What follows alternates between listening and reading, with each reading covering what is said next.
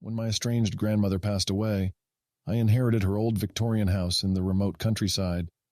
I decided to spend a few weeks fixing up the dusty relic before selling it. Going through her belongings was bittersweet, each item unlocking memories from my childhood visits. While clearing out the attic, I uncovered a trunk stuffed with antique oddities.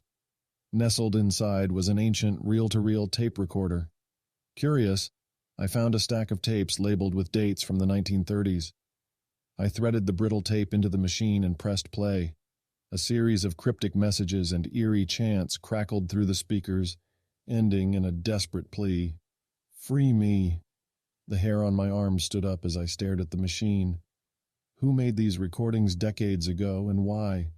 I delved into the family archives, finding only vague references to a dark era in my grandmother's childhood. The rest of the records from that time were missing. Each subsequent tape I played was more unnerving. Frightened voices spoke of rituals, binding contracts, and a creeping dread. They begged for release from some unknown torment. At night, vivid nightmares of occult gatherings in the attic plagued my sleep. Robed figures chanted ominous spells around a blood-stained altar. I'd wake in a cold sweat, hearing phantom echoes of the ritual's final words, "Eternally trapped." Disturbed, I sought out a medium to better understand the strange occurrences. She believed that a malevolent spirit, trapped long ago, was reaching out through the tapes. She suggested a seance to open a dialogue with it. Against my better judgment, I agreed. We prepared the old seance room, dimming the lights and taking our places at the round table. As she slipped into a trance, the medium called out into the darkness. At first, only silence. Then a chilling breeze whipped through the room. A raspy voice whispered from the shadows. At last, release. The medium questioned the spirit. In life, he had been Zacharias, my great-great-uncle. In the 1930s, he and other family members had immersed themselves in the occult. But their amateur dabbling with forces beyond their comprehension led to disaster. During a ritual to summon a demonic entity, Zacharias was possessed. The demon ravaged the household before they managed to bind it within Zacharias's body, but its powers persisted, cursing the family with a darkness that hung over the decades. Zacharias's soul remained trapped between worlds, bound to the house, unable to move on.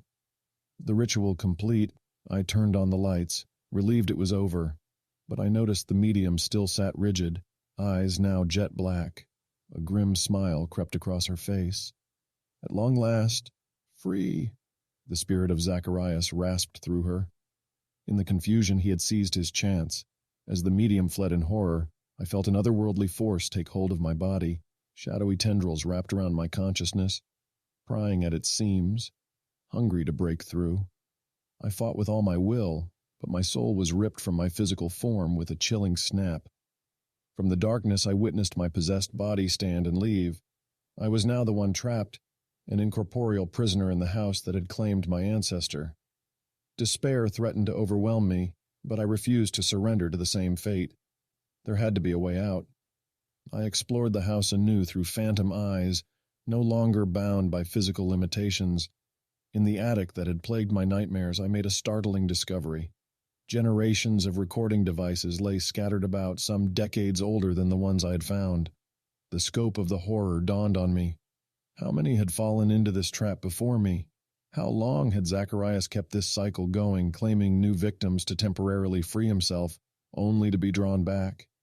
I knew then what I had to do. Gathering the devices, I set about recording my tale, revealing the house's dark history.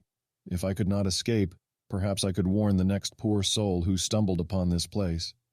In my messages, I veered between hope and despair, desperate for absolution, yet fearing I had already become damned. So here I remain, an unseen witness to the life my body now leads, Zacharias parading it around in a mockery of freedom.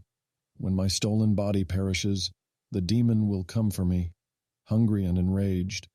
My only solace is imagining someday someone will find my warnings and bring an end to this madness, that they will dig deeper and finish what was started long ago, finally allowing Zacharias and I to rest.